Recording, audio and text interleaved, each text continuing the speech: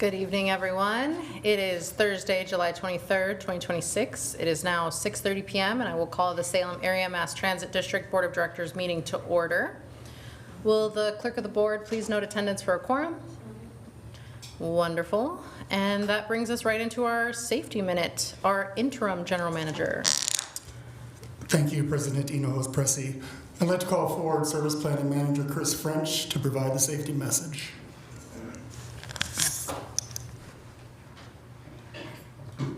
Good evening. My topic this evening for the safety moment is wildfire smoke, since we've experienced some of that recently. Wildfire smoke contains fine particles that can irritate your eyes, throat, and lungs. It also may cause coughing, shortness of breath, headaches, or make existing health conditions worse. To protect yourself before going out, check the Air Quality Index. You can check that at airnow.gov or other local apps. Stay indoors as much as possible and keep your windows closed when there's poor air quality due to smoke. Use air conditioning on recirculate or a portable air cleaner if available. Limit outdoor activities, especially strenuous exercise. Wear proper fitting N95 respirators if you must go outside. Watch for symptoms and seek medical help if breathing becomes difficult. Sensitive groups, children, older adults, and people with heart and lung conditions should take extra care and stay safe. Thank you. Thank you very much. Okay, and with that, I will bring us into announcements or changes to the agenda, and I think I'll just take this time to honor our outgoing general manager, Alan Pollock. I know that we just had the opportunity to hear from lots of folks, sharing all those wonderful stories, but I do know that we have a special guest representing Congresswoman Andrea Salinas that would like to present you with something as well. So Fritz, would you be able to come up here? Sure. You want to go there or you want to go here? Up here, please. Okay.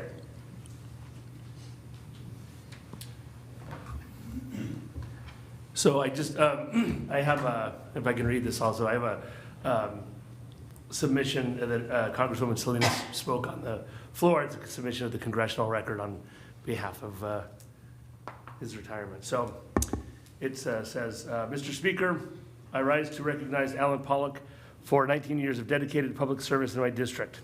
This summer, Alan is retiring from his role as general manager of the Salem Area Mass Transit District, also known as Cherriots. Under Alan's leadership, Cherriots has grown steadily. They restored weekend and late night service, underwent a comprehensive rebranding, and have put sustainable, climate-friendly electric buses into circulation. Cherriots now provides over 3 million rides yearly. But beyond numbers, Alan quite literally brought our community together, bringing workers to their jobs, shoppers to stores, and parents home to their children.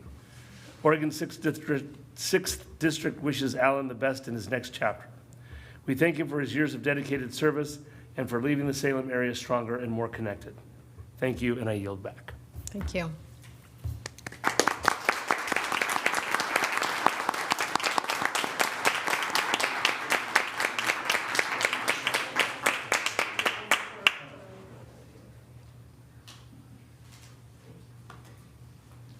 Wonderful. And not to be outdone ourselves, we also have a plaque of appreciation for our general manager. I'll give just a few moments if any of our board members would like to say something beforehand. I know, Sadie?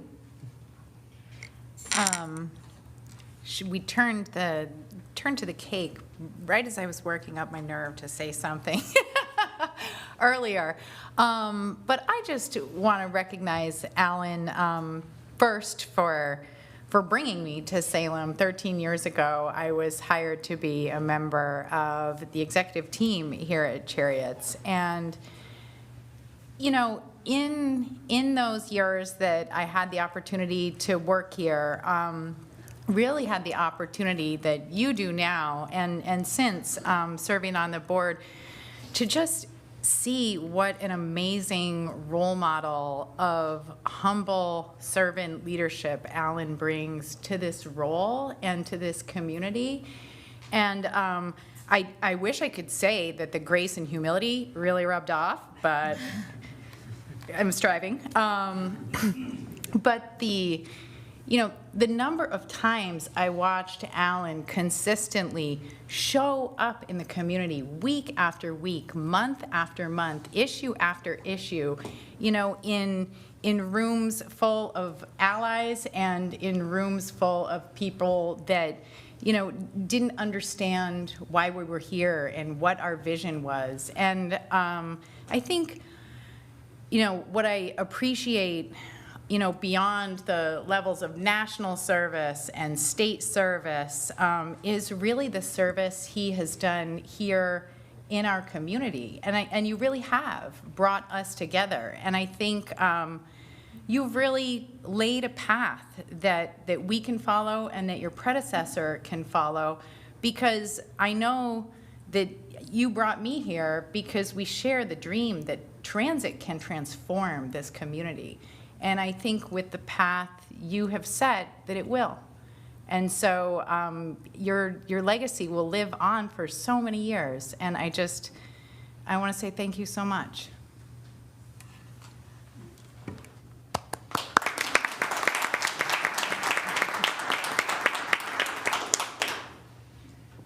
Okay.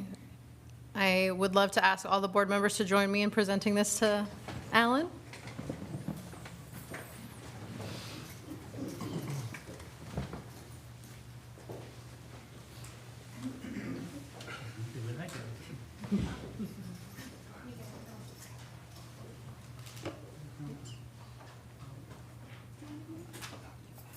Shift a little bit this way. Thank you. 1, 2, 3.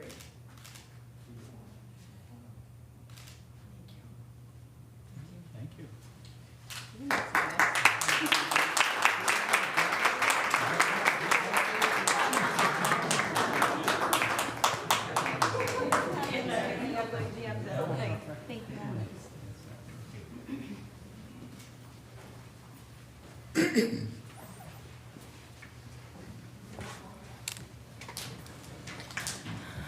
Okay, and with that, I think we release our general manager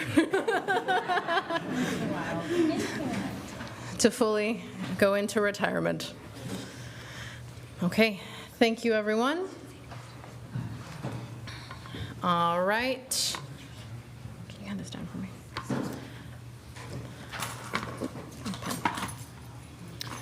Next, that will bring us into our presentations, our East Salem Transit Center update. Interim General Manager. I'd like to call up Chief Planning and Development Officer Ulasim for the presentation.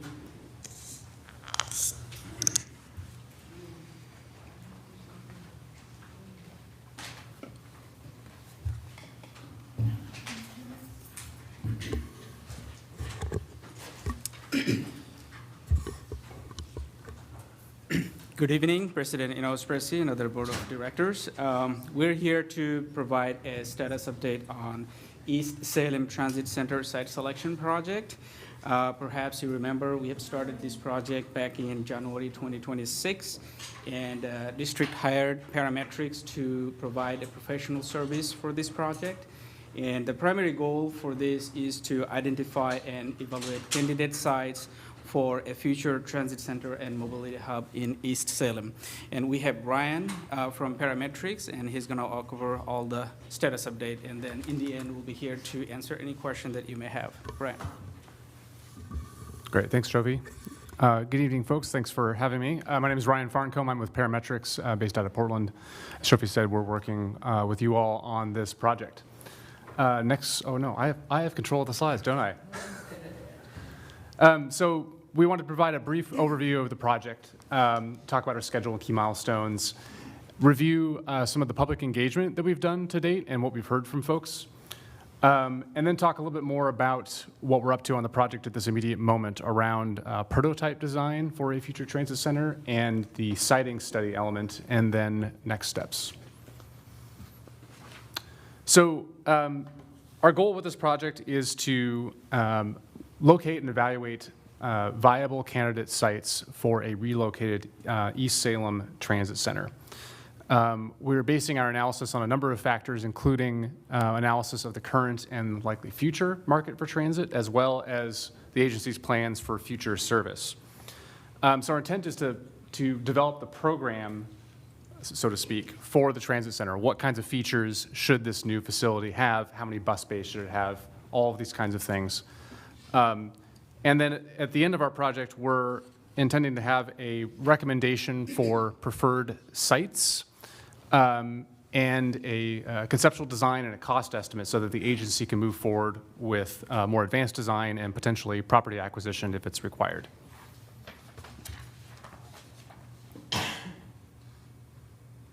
So this, broadly speaking, is our study area. So East Salem incorporates parts of the city of Salem, but also unincorporated Marion County.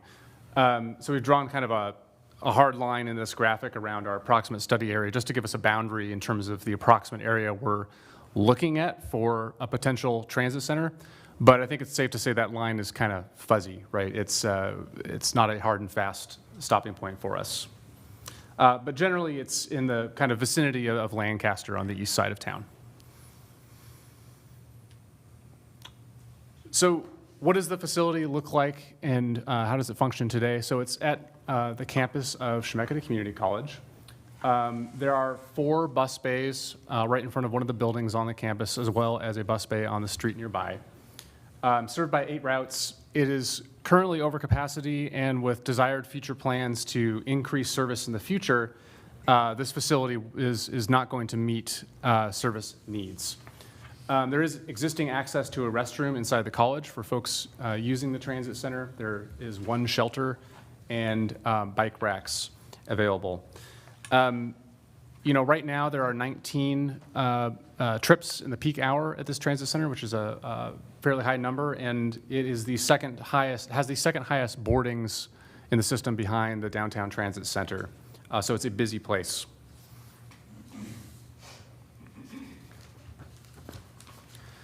So our core objectives are here to identify a site that can accommodate up to 10 bus routes meeting at the same time. So we're looking in the range of 8 to 10 bus bays.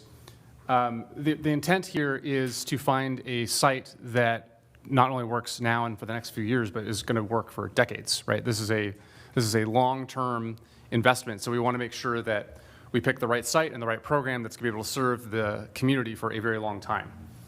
And then the other aim here is to improve passenger experience, right? So jumping ahead to some of the things we heard during outreach, amenities were the number one things we heard from folks. Adequate shelter, places to park your bike, making sure people can go to the restroom, and make sure that people feel safe and secure while waiting for the bus. So our schedule, we're about halfway through this phase of the project. So we are intending to finish this up by about the end of the year. We're swiftly going to be getting into the site selection, which I'll talk more about in a second, and then we have another touch point with the public this fall after the one that we had this past May and June. And again, we're intended to be done by the end of the year, and we'll have that preferred concept and site selection report ready at that time.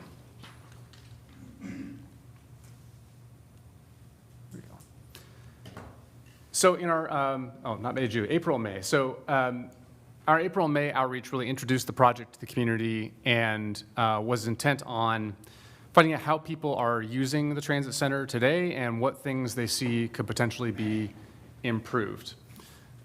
We also have ongoing outreach, to be clear. We have a project website. We're also talking with the CAC several times, Citizen Advisory Committee several times throughout this project. So our outreach was multifaceted. So we did tabling at the community college, which was great. We had good turnout there, and as well as a good old-fashioned open house in the evening after that tabling. We got nearly 270 responses to our survey, which was both available online and at the in-person events. It was available in both English and Spanish, and we had people who spoke Spanish at our in-person events as well. project website, social media posts, press releases, notification to neighborhood associations. So we really tried to get the word out here. So some of the things we found, so first in terms of our respondents to our survey, most of the folks lived in or traveled to East Salem, and most rode the bus at least once a week, and almost all of them rode the bus at least once a month in terms of our respondents. As you might imagine, many of our respondents were Chemeketa Community College students.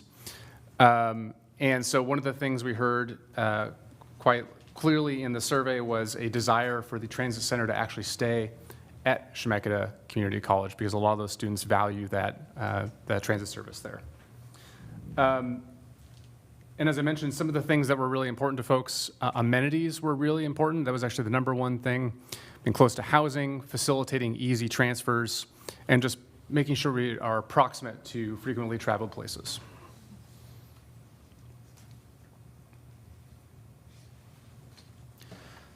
So we've just recently worked on a prototype design. So the outreach was helpful for us in understanding what kinds of amenities would be useful. We've had a lot of discussions with many staff at Cherriots about what the needs are at a future transit center. And so the intent of this prototype design is to get a good handle on what is the footprint of this facility that we need to be planning for.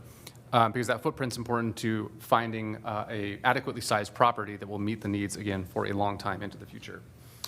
So some of the key assumptions we've used in our prototype are that there's an indoor area for passenger waiting and restrooms, that we can accommodate up to 10 bus bays, that we have shelters and seating and signage, and then also parking, parking for example, Cherriot staff to do maintenance and things like that, but also potentially parking for other general purposes.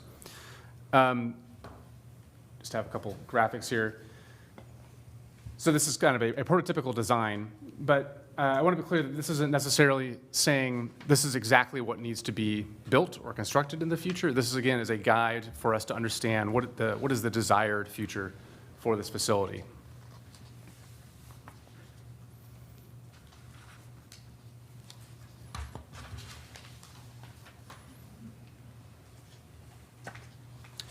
So we're now on to the siting study. So this part of the process is helping us narrow in on where a future transit center could go. So we've had conversations already with the community college about a site on the community college property that could be viable for relocating the transit center. So that is obviously one under consideration, and because we heard loud and clear, folks do value the transit service there, that is a compelling option for us. But we want to make sure to do our due diligence and have options for the agency as it proceeds, right? So our siting study is looking at various criteria on this kind of east side of Salem, this side, to understand where there are properties that might be viable, right? And so we're looking at things like, again, property size. Zoning is a core consideration here, right? Is this something that is permittable under current zoning law? How can people get to this facility? How would it work with the transit network either now or into the future? So our goal is to identify 2 or 3 viable sites and develop concepts and costs for that so that the agency has options at the end of our process. We think it would be risky to end up with a single option for a number of reasons. And so having multiple viable options is our goal here. So again, we're in the middle of that site evaluation piece, and we're going to assess pros and cons and understand how we might need to flex our ideal transit center to fit with the sites that are available. We will review these findings again with the community this fall, select finalist sites, and then develop a conceptual layout for each location and a cost estimate later this year. Thank you very much. Thank you very much. Do we have any questions or comments? Director Dave? Oh, we'll go with Director Navarro first. Thank you, President Hinojosa Presi. And thank you for your presentation. I really appreciate it. This is something that's been kind of near and dear to me as a student at Chemeketa. You know, I rode the bus to get to Chemeketa. I lived on the bus pretty much. And it was, there was a lot of difficulties sometimes. Back then, we didn't have Saturday service. So if we were trying to get to Saturday classes, you had to find another way to get there. And during the winter, if the school was closed, you couldn't use the bathrooms. And now they have the porta potties that are out there, but sometimes those are locked up, and so you don't really have an opportunity to use that. And so when I when I first got appointed to the board, I was still a student over at Chemeketa, and I had conversations with Chemeketa about the potential for for updating the sites that they have, the bus stops that they have. And it's my understanding, so my question is, like, have you had discussions with Chemeketa directly about potential sites? Because it's my understanding that they didn't want a bus stop in front of Building 2. So they want to remove all of those stops, and they'd be more than happy to work with us to have them elsewhere. But it sounds like there is there's right across from Building 2, there's a land that they would be interested in either selling or potentially leasing at a very favorable rate to Cherriots, and maybe even working with us to fund the construction of a building out there. Yeah, thanks, Director Navarro. And that property you're referring to is exactly the property we're looking at right now after talking with the community college. And yeah, our understanding is they would like to move the transit center from out front of the building. And you know, also that the current space in front of the building is very constrained. There's only 4 bays there. We're trying to accommodate up to 10, so it's not ideal from that perspective either. Awesome. Director Davidson? Thank you. Excuse me. Thank you for the presentation. I don't think I have any questions, but I do have maybe a wish list. So as you enter this next phase, I'd love to get a sense of who does this well, particularly if we're going to co-locate with a community college. So I'm familiar with Spokane Community College's transit center with Spokane Transit Authority. I think that looks great, but I'm unfamiliar with other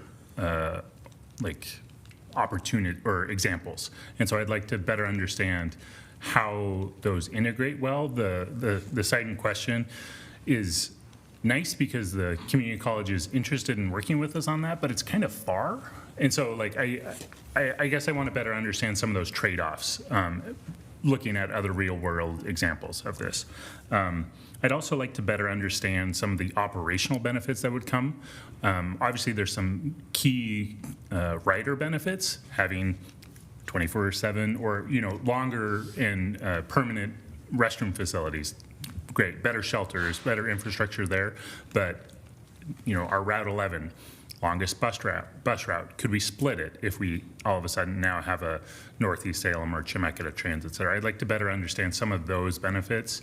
And then alternatively, if we were to go for the other 1 or 2 sites that are not at the community college, what are the benefits there? What are the merits? I'm afraid that I'm coming into this with such blinders that, the Chemeketa site's the obvious site, and I'd love to be informed enough to be potentially swayed for the alternatives. So that's where I'm coming with.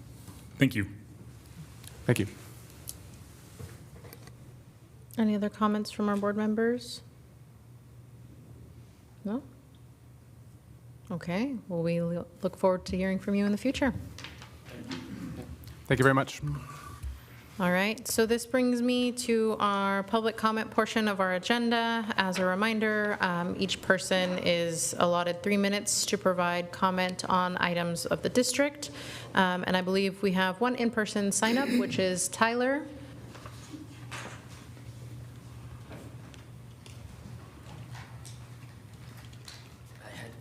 I had to make sure I had notes. Because these comments could be potentially, in 18 months, be about the East Salem one. But what's happening Salem, which is a Instagram account did a little post about when you guys announced the purchase of the South Salem location. And number one comment, there goes the neighborhood. It's already bad down here. South Commercial, the homeless around Little Caesars, and the Mini Mart is a problem. Basically, I guess they don't want the buses in the neighborhood. I mean, that's what the private citizen drivers think, that it's just gonna bring crime and such. They don't seem to care about people like me or Sarah or people that have disabilities or need it to get to work.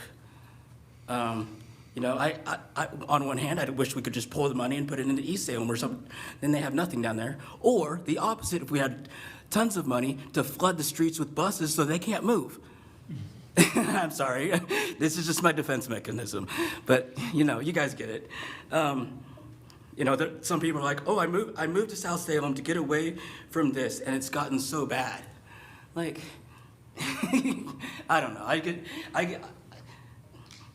I get really frustrated because these are the same people that absolutely refuse to, you know, see someone else's shoes or to walk a little bit to get to the bus. And that's why, partly why these downtown housing units haven't filled up or whatever, is because people want their stupid car and need a place to park it. You know, I think we're making progress. I've, over the last month, talked to several people that either ride the bus or would potentially, but it's gonna be, I think we need to get a couple more transit centers up and running before we really see and make that a visible visible representation of the level of service that we have to offer before people will start actually jumping out of their cars. But I think we're well on the way, and we just got to keep going. But you know, this is what the general public likes to think about us as the transit people. But I'd love to see these guys. I'd love to be able to DM these guys and be like, okay, well, why weren't you sitting there at the board meeting taking your 3 minutes to talk? You know, like they do for other topics and for other topics at other meetings. Thank you, guys. Thank you. Do we have any other members of the public present on Zoom? Nope. I just got something real quick. Can I respond to that? I mean, we don't typically. Okay, I'll wait till the end. I'll save Okay. it for my. Thank you. All right, so that brings us to our consent calendar. Is there any items on the consent calendar a board member would wish to pull? If not, is there a motion to approve the consent calendar? I move to approve the consent calendar. We have a motion I'll second. and a second. All those in favor, please say aye. Aye. Aye. Motion passes unanimously. Thank you very much. Action items. Accept the preliminary FY26 financial report. Interim General Manager Trimble. Thank you, President Enos Pressey. I'll ask Budget and Grants Manager Peggy Green to come forward for the report.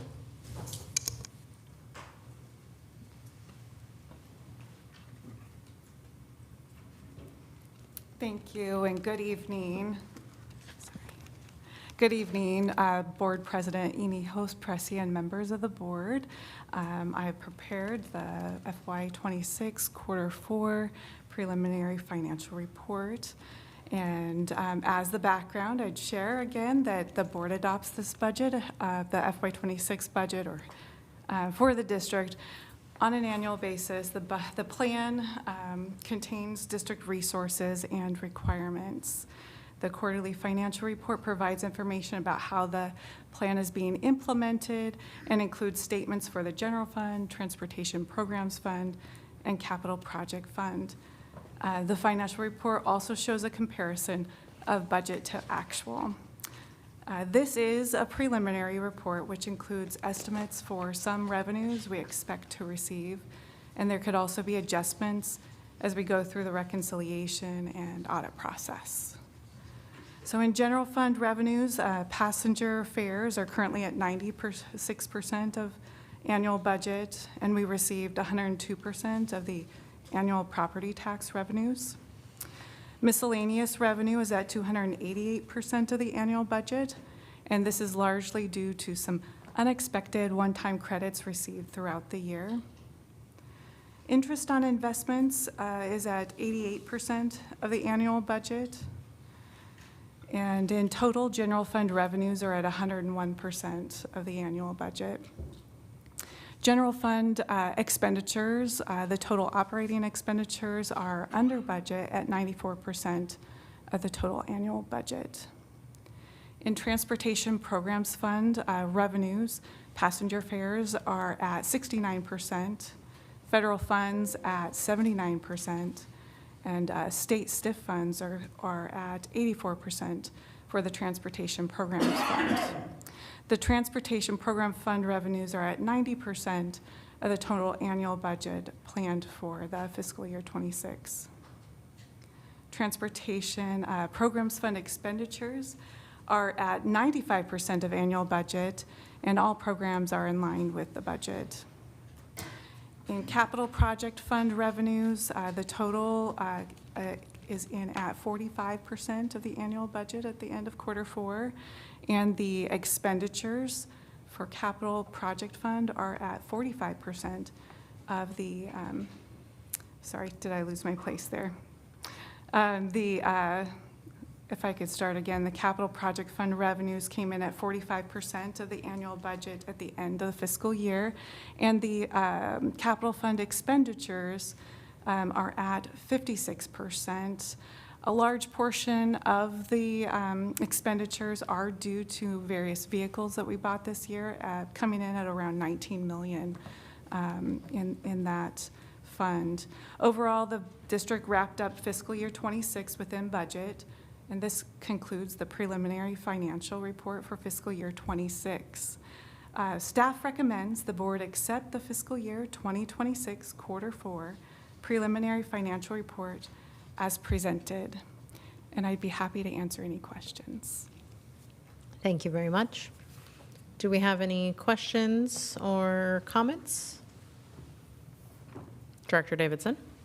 Thank you, President. I think I just have one question, Manager Green. I actually don't know what we're getting, how our interest on our investments is accrued. Are these high yield savings accounts? What's the vehicle? We have a LGIP account, so it's a pooled account. Mm-hmm. Okay. And so then do we know what the interest rate, are we like locked in? Because, so when I see the deviation there, I'm imagining that there's fluctuations in the market like I'm experiencing. I imagine that's the same with them. Okay. Yes, very, very much the case. In fact, interest rates really varied throughout this year, dipping to 4% at the end of the year for the LGIP accounts. And compared to the prior year when it was close to 5% average for the year.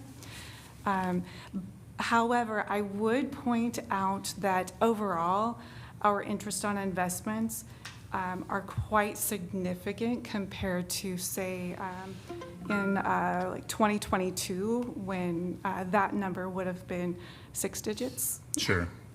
So quite a big change. Mm-hmm. Is the LGPI FDIC insured? Yes. It is? I believe so. I should actually make a note of that and check back with you. I would love to follow up on that. Thank you. And then not a question, but just a comment to my fellow board members that we netted $500,000 in our renewable gas energy tax credits. So because of foresight of prior board members for transitioning the bulk of our fleet to compressed natural gas, and then our choices to transition to renewable natural gas. We're netting that, which is really great and makes us more resilient. Thank you very much. Do we have further comments or questions? Thank you very much for your report, and thank you for your time. Okay, well then go ahead. the, Thank you. I move that the board accept the fiscal year 2026 quarter 4 preliminary financial report as presented. Second. we have a motion and a second. Any discussion on the motion? No? Okay, all those in favor, please say aye. Aye. The motion passes unanimously. Thank you very much. That brings us to our informational reports, September 2026 service change briefing in interim general manager Trimble. Thank you, President Enos Bressy. I will ask Service Planning Manager Chris French to come up for the presentation. Good evening, President Hinojos Bressy and members of the board. I'm here to present the service change briefing. This is the September service change. It will take effect on Sunday, September 6th, and will end on Saturday, June 2nd.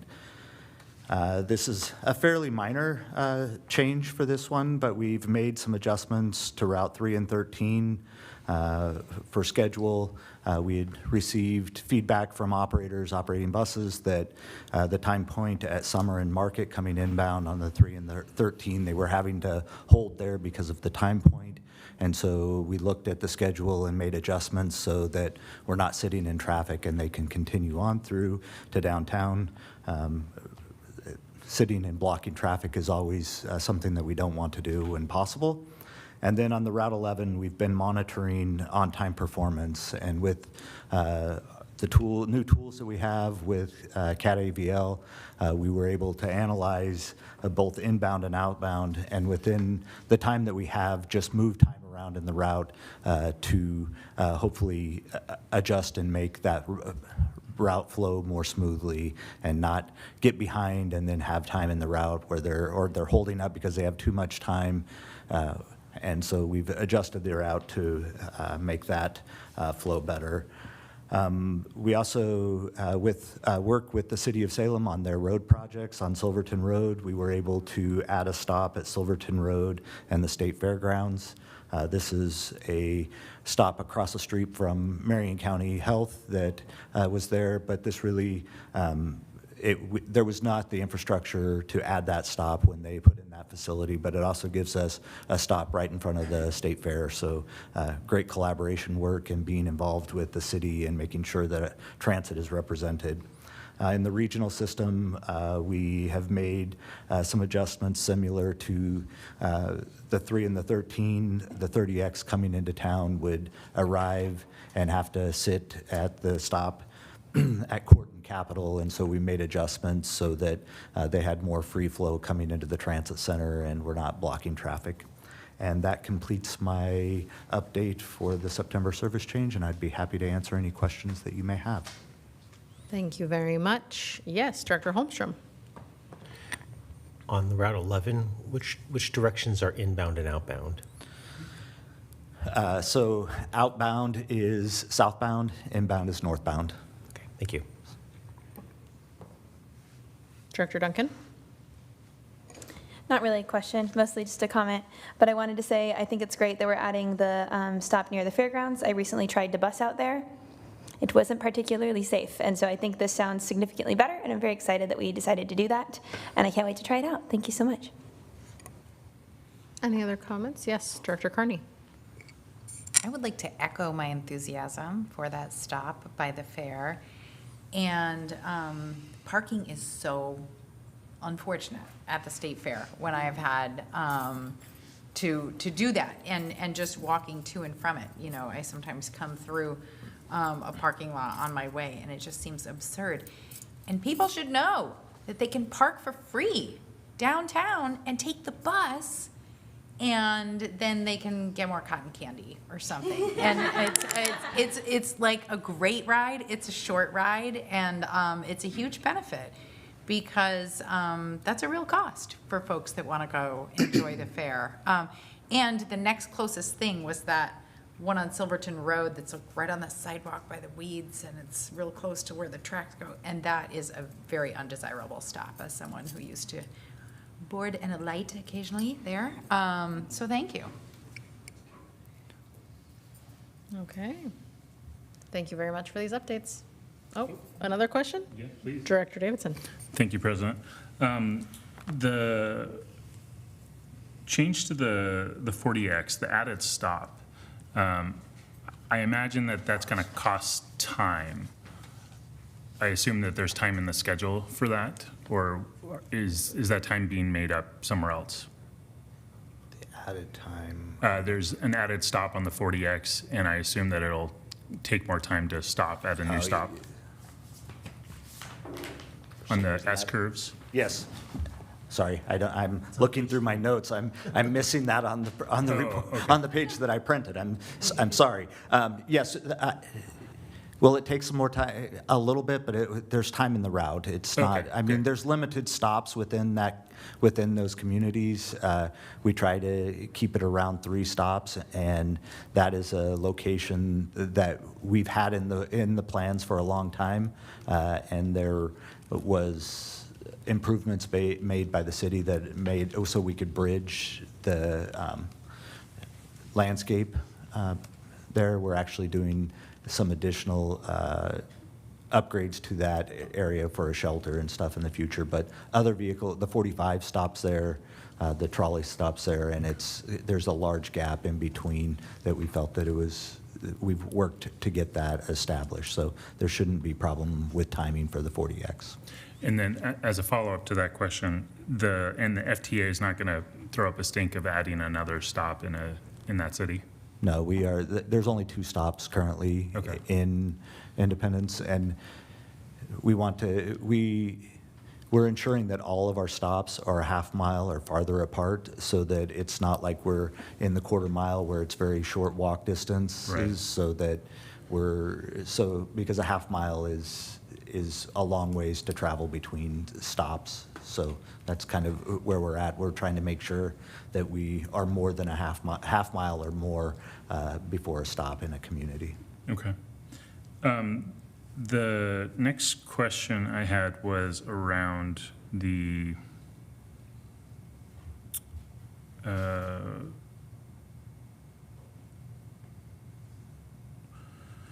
Rat 11, could you talk more about how the TSP, the Transit Signal Priority, is influencing this decision? So we're still working through the TSP. There's a lot of work to do on that. There's a little bit of probably the TSP helping in these areas, but it's really us looking at the data that we have just across the board for on-time performance. So we're working through the TSP. I don't have an exact answer at this point in time, but we're working on understanding the effects. We're working with the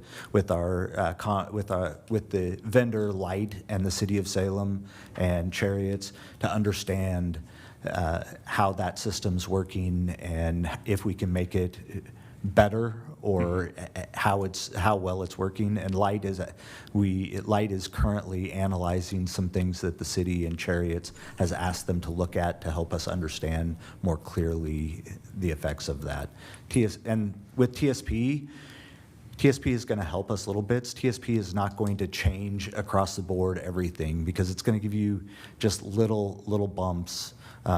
It's not going to change a bus that's running consistently late by a lot. It's not going to make that change. It's going to help us from that degrading further. So as we work with the TSP over the next months and years, we'll have a more clear picture. And hopefully maybe at our next service change update, I could provide more detail and what's happening. Okay, that'd be great.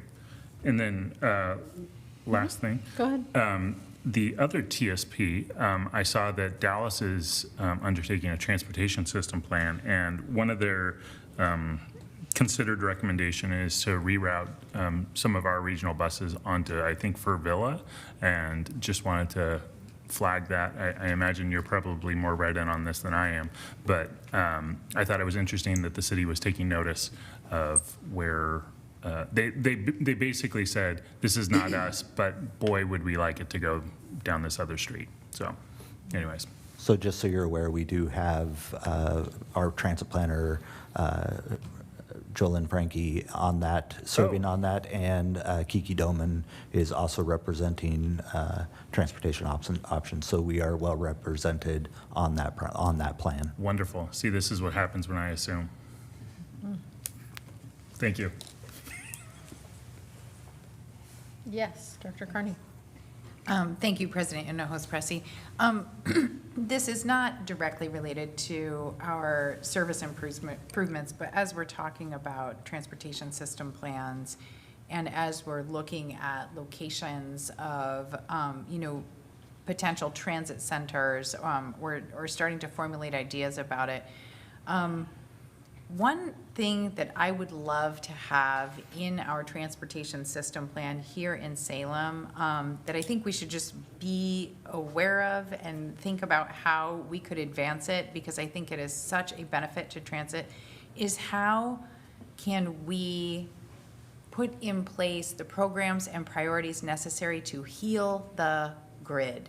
There is so much development, Manager French was just talking about like, ooh, a half a mile can be a really long way between stops. When you look at some of the roads that people have to connect to make it to the arterial from which their development branches, it can really make the trip really prohibitive, because it adds such a walking distance. And meanwhile, they can be, as the crow flies, a couple hundred feet from the stop. And it just seems to me that there are some really big and important opportunities for our community in terms of active transportation and people getting out and walking and people being able to use the bus.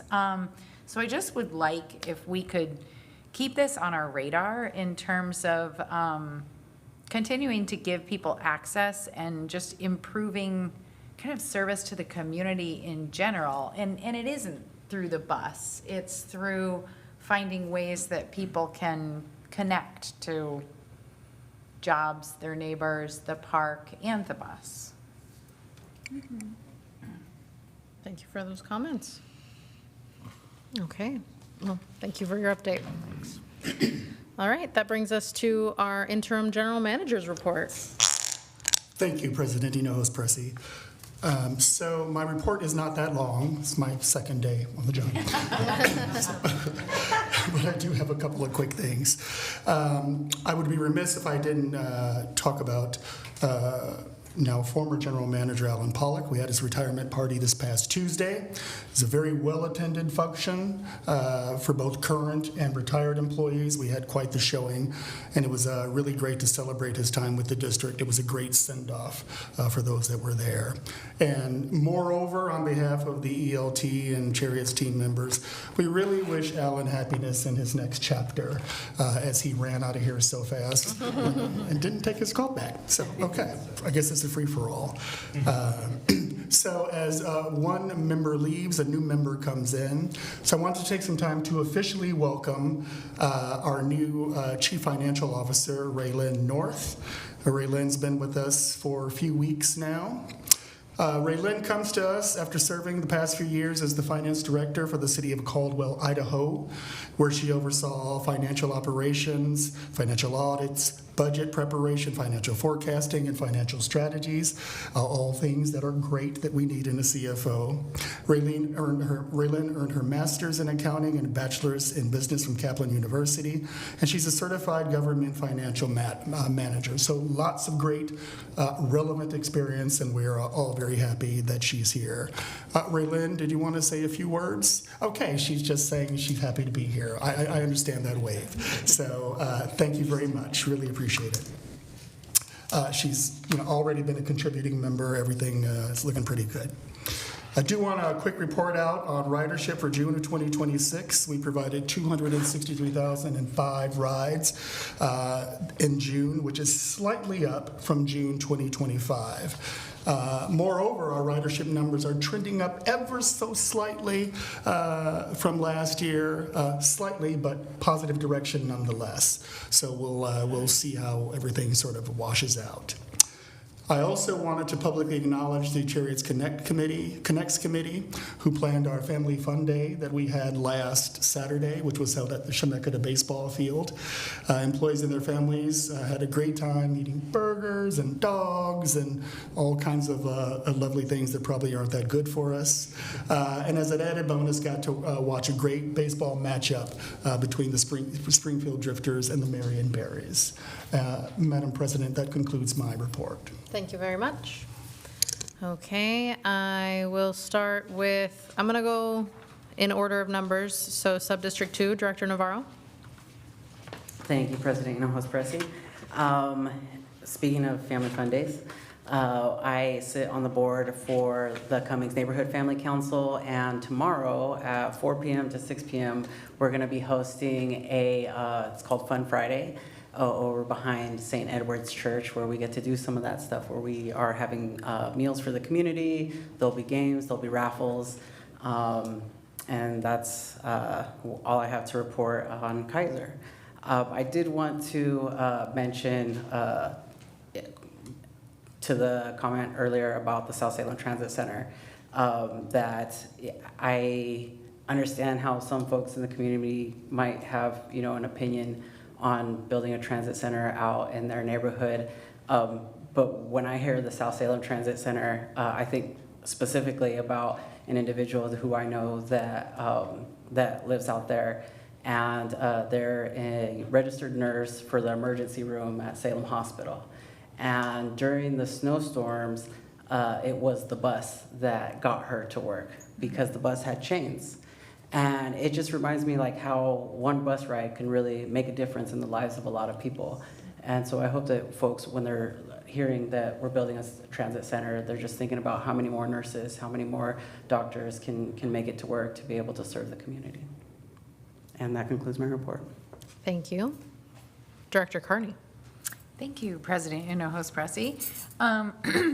If you were all hoping for a stirring recap of this month's SCATS Policy Committee meeting, you will have to wait until next month because it's not until next Tuesday. But we will be discussing next steps for SCATS MPO member and voting structure, which is the conversation around how much different MPO members will pay or are willing to pay to participate in the program, and how that might, I believe, impact the voting structure for the group overall. Or perhaps it is an even bigger conversation than that. So save me a little time on your dance card next month because I should have a great report to follow up with. Thank you very much. All right, and typically number 4 would be myself, but I'm going to pass it on to number 5 for Director Davidson. Thank you, President. Before I begin my report, I just wanted to maybe editorialize a little bit about this recurring discussion at the MPO. Just that it occurred to me the other day that the MPO stands for the Metropolitan Planning Organization, and there's been a lot of discussion about what the MPO should do, and it dawned on me that it was so self-evident, it's in the name, it should be focused on planning, and yet I think that and that's clearly, if you look at the legislative origin of MPOs nationally, that's what their function is, but because of them being the vehicle of federal dollars, that has sort of become the unofficial function of it. And so the recent discussion around whether or not all members should contribute funding to planning dollars, it dawned on me that we've actually lost the plot. And that, so I am excited. I was the one who was one of the two booing you when you said that you weren't going to have a report. So I'm excited for next month's report. So that's some of my thoughts on that. I don't have any official reports on my committee service, but I wanted to take a few minutes to comment on Alan's work in the community.